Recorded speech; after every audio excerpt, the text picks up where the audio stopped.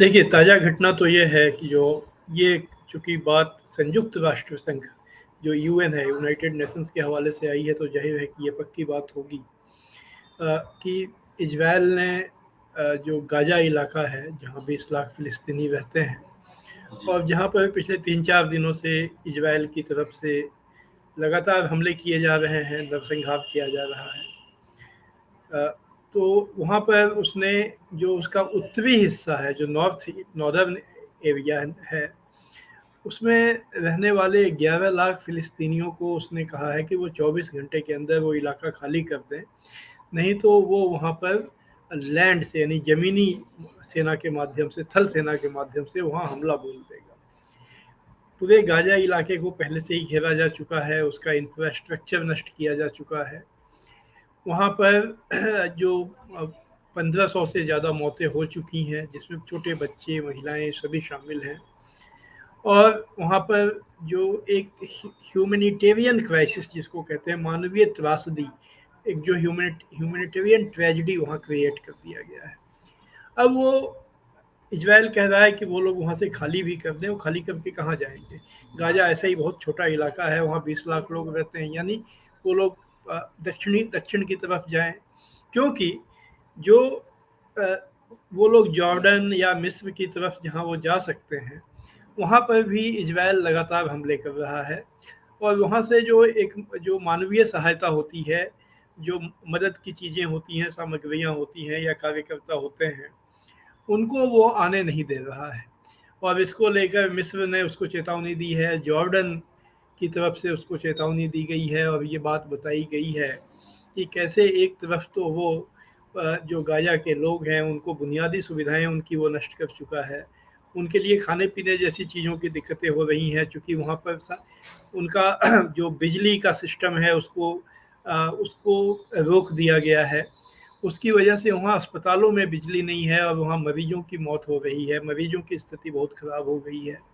और दूसरी तरफ जो पास-पड़ोस के देशों से वहाँ मदद आ सकती है, वो मदद भी वो वहाँ नहीं पहुँचने दे रहा है। तो इसको लेकर तो एक पड़ोसी देश जो हैं, जॉर्डन है, मिस्र है, ख़ासकर जॉर्डन से उसका तनाव बढ़ता जा रहा है। इसी बीच जैसा कि आपने बताया, कल अचानक इज़राइल ने सीरिया के 2 हवाई अड्डों दमिश्कस, जिसको हम लोग हिंदी में दमिश्क कहते हैं, तो दमिश्क और एलेप्पो, इन 2 हवाई अड्डों पर उसने निशाना बनाया है। ये दोनों नागरिक हवाई अड्डे हैं, इनका सेना से कोई लेना-देना नहीं है, सिविलियन एयरपोर्ट हैं। इनको उसने निशाना बनाया, हमला किया उसके ऊपर, जिससे उसको काफ़ी नुकसान वहाँ पर हुआ है और इसकी वजह से उन हवाई अड्डों को बंद कर देना पड़ा है।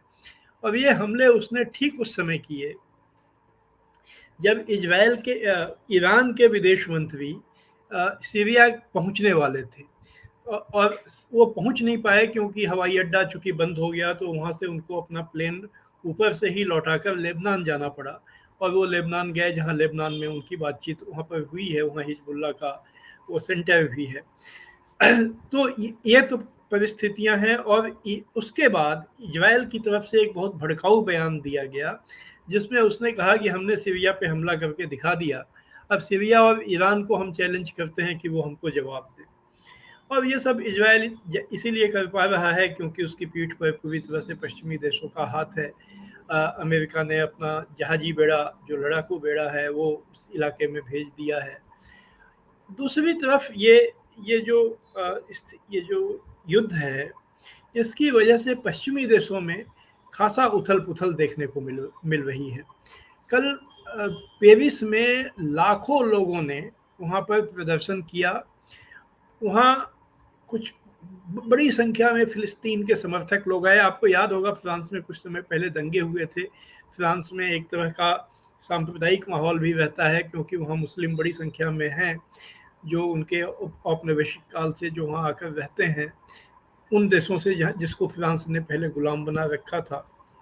तो बड़ी संख्या में वहाँ पर जो लोग फ़िलिस्तीन के समर्थन में आए और कुछ लोग विरोध में भी आए, उनके बीच आपस में टकराव हुआ।